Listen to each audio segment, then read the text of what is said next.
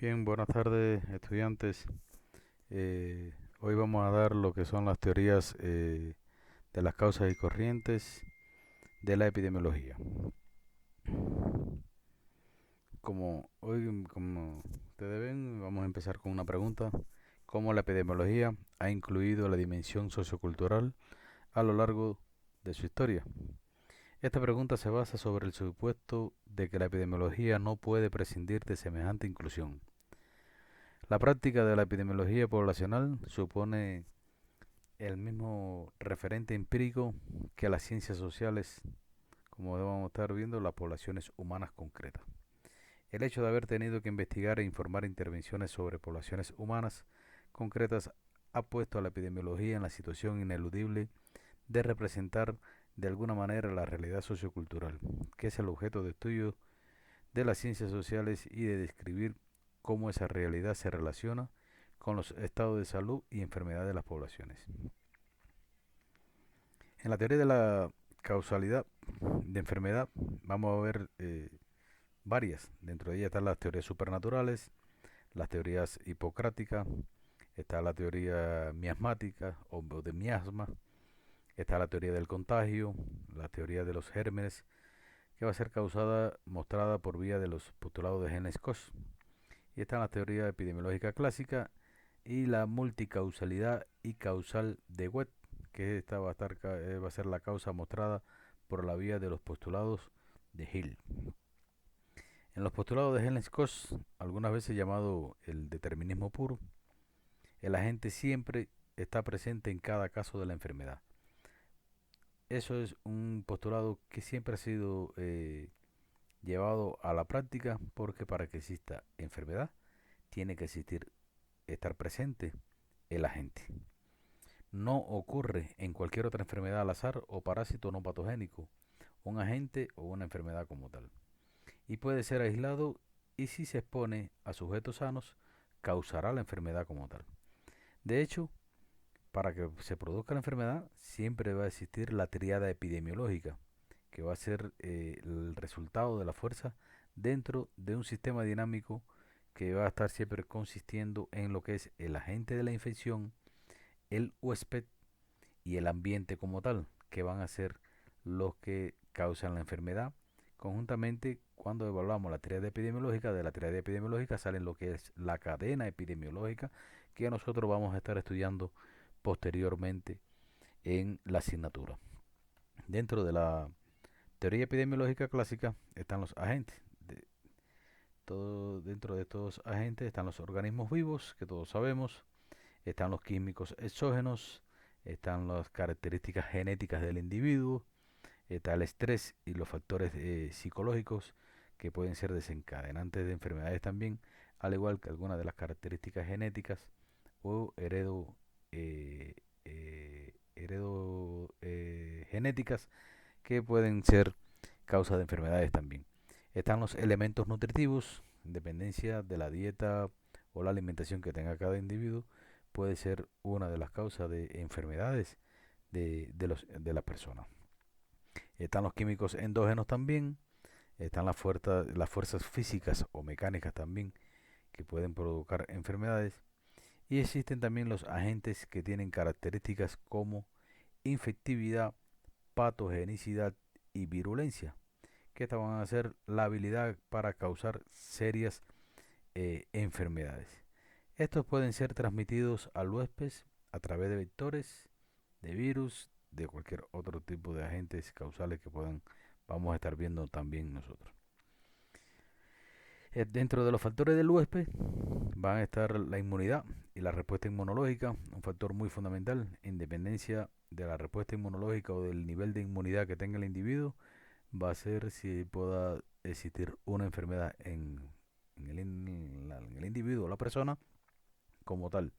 ¿Por qué digo esto? Cuando, por ejemplo, aquellas personas, cuando vamos a estar viendo nosotros posteriormente, pacientes que tienen un VIH, han sido, ¿por qué? Porque el virus de la inmunodeficiencia adquirida, ¿verdad? Eso quiere decir que cuando los pacientes tienen el sistema inmunológico deprimido, que están por debajo de los niveles de TSH D4, por debajo de los niveles normales, que es 200 micrómetros como tal, son propensos, mayor propensos a causar una enfermedad de esos tipos de virus, de cualquiera de los tipos de virus. Hoy por eso, por ejemplo, en este virus que está hoy azotando al mundo entero, esta pandemia del coronavirus, del COVID-19, aquellos pacientes que tienen, los niños, por ejemplo, y los adultos que tienen nivel de inmunidad o tienen un nivel de respuesta inmunológica por debajo al adulto normal, pueden ser entonces mayor propensos a desarrollar cualquier tipo de esta enfermedad. La conducta del huésped también, están los factores ambientales, que aquí dentro de ellos van a estar el ambiente físico, que va a estar el calor, el frío, la humedad. Está el ambiente biológico, que va a ser la flora, la fauna. Está también el ambiente social, económico, político y cultural. Y existe una red de causalidad, que le traje un ejemplo aquí, para las enfermedades cardiovasculares principales. Dentro de ello existen algunos factores de riesgos, como está el hábito de fumar, las hormonas, el estrés, la dieta. Cuando hablamos de dieta, que no lleva una dieta correcta al individuo, produce la obesidad, las calorías, el exceso de calorías, el uso indiscriminado de la sal, las actividades físicas, la herencia. Todo eso van a ser causantes de enfermedades como la hiperlipidemia. Y todo esto también pueden ser causantes de hipertensión, de aterosclerosis y de enfermedades de coagulación intravascular diseminada. Y todos estos ejemplos y todos estos redes de causalidad como tal van a desencadenar una serie de enfermedades que van a ser causadas, o sea, van a ser enfermedades también que propensas a desarrollar enfermedades cardiovasculares, como está las enfermedades coronarias, que van a estar el infarto agudo del miocardio, la angina de pecho, las cardiopatías, las insuficiencias cardíacas, etcétera, etcétera. Ahí están también las enfermedades cerebrovasculares. Dentro de ellas van a estar las trombosis y las hemorragias. Dentro de ellas está la trombosis cerebral o el infarto cerebral, que pueden ser de distintos tipos de infarto a nivel de cerebro, el infarto lacunal, el infarto simple, etcétera. Y están las hemorragias que pueden ser intraparenquimatosas y subaranoideas. Que las intraparenquimatosas, para conocimiento de ustedes, siempre dejan lesiones eh, o defectos motores, físico-motores, y las hemorragias subaranoideas nunca dejan eh, eh, defectos motores. También están dentro de los factores de causalidad. Estos todos pueden ser necesarios, pero raramente suficientes para causar una enfermedad o un estado. Muy fundamental, ojo con estos factores en causalidad, porque pueden ser también objeto de evaluaciones posteriores a ustedes.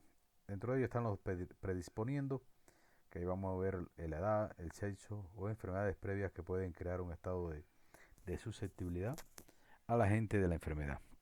Están los habilitando, que van a estar relacionados con el bajo ingreso, la pobre nutrición, casas en malas condiciones o atención médica inadecuada, que pueden favorecer el desarrollo de la enfermedad. Por lo contrario, circunstancias que ayudan en la recuperación o en mantener la salud, que pueden ser habilitantes. Otro factor de causalidad puede estar dado los precipitando, que van a ser la exposición a una enfermedad o a un agente nocivo como tal. Están los reforzando, que son las repetidas exposiciones o trabajo indebido a estrés que pueden agravar una enfermedad establecida o el estado del individuo como tal. Ahora existen varios tipos de estudios para evaluar las posibles causas por la reunión y el análisis de la evidencia como tal. Dentro de ellos vamos a ver los estudios descriptivos, que estos nos van a servir a nosotros para generar una hipótesis. Dentro de ello vamos a ver los reportes de casos, vamos a ver los estudios transversales, que son los estudios de prevalencia, que miden la exposición y la enfermedad al mismo tiempo. La exposición de los individuos a la enfermedad como tal, que son, ahí vamos a estar viendo lo que es los estudios de prevalencia o estudios transversales también, que posteriormente nosotros lo veremos en clase. Están los estudios ecológicos, que son los estudios correlacionales que usan datos de grupos más que datos de individuos como tal. Esos datos no pueden ser usados para evaluar riesgos individuales, y haciendo esto siempre se comete una falacia ecológica. Están los estudios analíticos, que son para probar la hipótesis, Están los estudios experimentales dentro de ellos, que van a ser los ensayos clínicos, los estudios de campos y los estudios de intervención, que es cuando ya vamos a estar realizando intervenciones para modificar aquellos factores de riesgo en individuos o poblaciones que puedan desencadenar enfermedades. Están los estudios observacionales, que son los estudios de casos controles y los estudios de cohorte, que vamos a estar viendo también. Está la clave en cualquier estudio epidemiológico, que es la definición de lo que constituye un caso y qué constituye una exposición como tal a una enfermedad. Estas definiciones deberán ser exclusivas, siempre categóricas. El fracaso para definir efectivamente un caso pueden dar lugar a sesgos de mi clasificación, que vamos a estar viendo qué es lo que es sesgo, qué es lo que es confusión y otros conceptos que le vamos a estar explicando. Mi clasificación, que va a ser la clasificación errónea del estatus de la enfermedad o de la exposición. Está la variación aleatoria o al azar. Están las fuentes de error en estudios epidemiológicos. Están los sesgos, que son las preferencias sistemáticas construidas en la planeación del estudio. Está la confusión, que ocurre cuando una variable es incluida en la planeación del estudio, que está relacionada a la exposición y al resultado, conduciendo a falsas conclusiones. El ejemplo de esto van a ser los juegos y el cáncer de pulmón.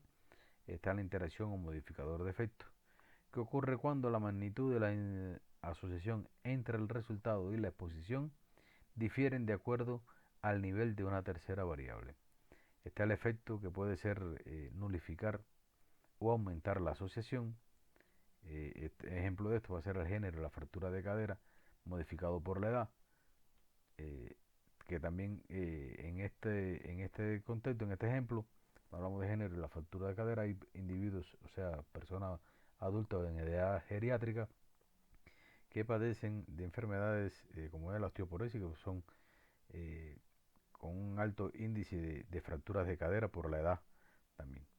Dentro del porcentaje del riesgo atribuible, en un estudio de corte podemos querer conocer siempre la proporción de la enfermedad que podría ser prevenida por eliminar la exposición en el grupo expuesto, que va a ser la fracción atribuible o la fracción etiológica.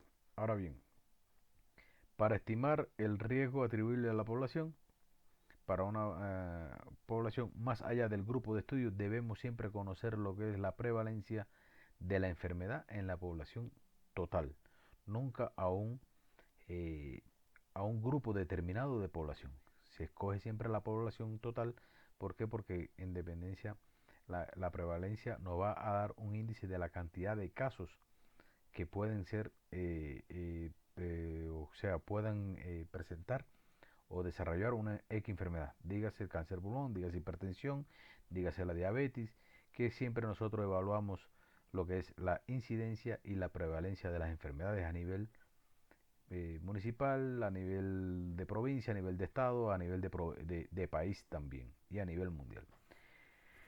En los estudios de corte, siempre entonces podemos querer conocer el riesgo de la enfermedad atribuible a la exposición en la población en estudio completa o la diferencia entre la incidencia de la enfermedad en la población del estudio completa y la del grupo no expuesto.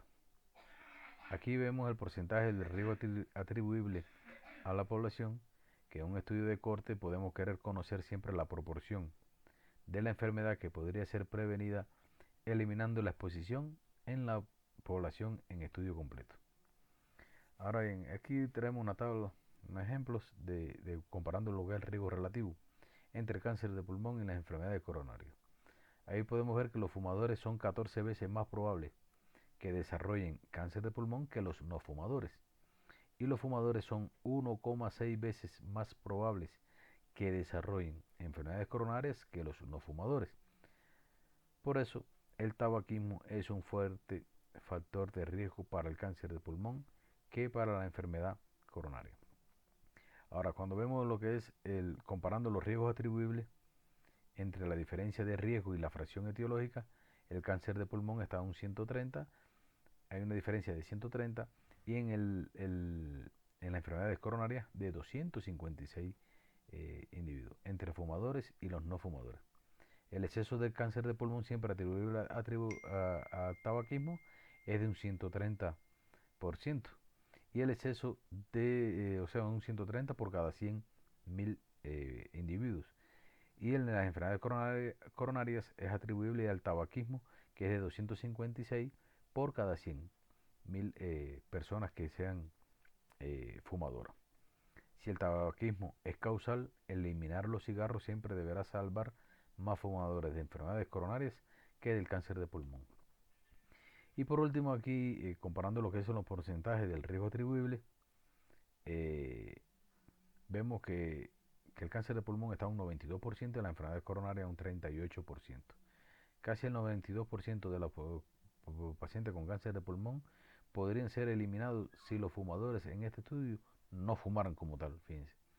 Y casi un 38% de enfermedades coronarias podrían ser eliminadas si los fumadores en estudio no fumaran entonces, si el tabaquismo es causal, eliminando el uso de los cigarros, siempre evitaría el doble de la proporción de fumadores de cáncer de pulmón que de enfermedades coronarias.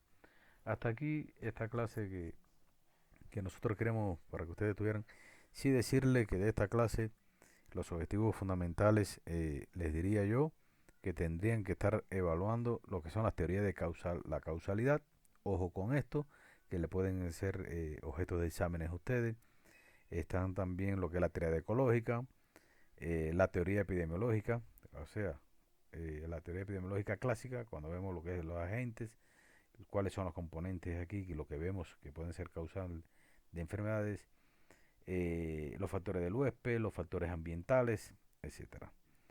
También, ojo con estos factores en causalidad. Factores en causalidad, muy importante, y objetos de examen y de evaluaciones casi siempre aquí con ustedes. Decirle que las tareas que han subido y las que van a seguir subiendo, eh, sabemos que todos no tienen la posibilidad del internet correctamente, porque sé que muchos lo utilizan de los datos, pero bueno, el que pueda subirlo y tenga los medios que pueda subirlo digital es mucho mejor para ustedes, mejor nota tendrán. Ahora, aquellos que no puedan hacerlo de esta manera, lo pueden hacer a mano, pero siempre teniendo en cuenta las normas APA, chicos, siempre en normas APA. Si lo voy a hacer a mano, tiene que llevar su introducción, su desarrollo, su índice, sus revisiones bibliográficas, sus anexos, etcétera, etcétera. Todo siempre con las normas APA. Cualquier duda que ustedes tengan, mis queridos estudiantes, pueden también venir, o sea, eh, escribirme por el interno o escribirme aquí al WhatsApp, al grupo, que lo vamos a estar atendiendo con él. De todas maneras, nos pondremos de acuerdo para realizar una videoconferencia con los grupos para aclarar dudas y cualquier situación de inconveniencia que ustedes tengan. Tengan buenas tardes y un saludo para todos.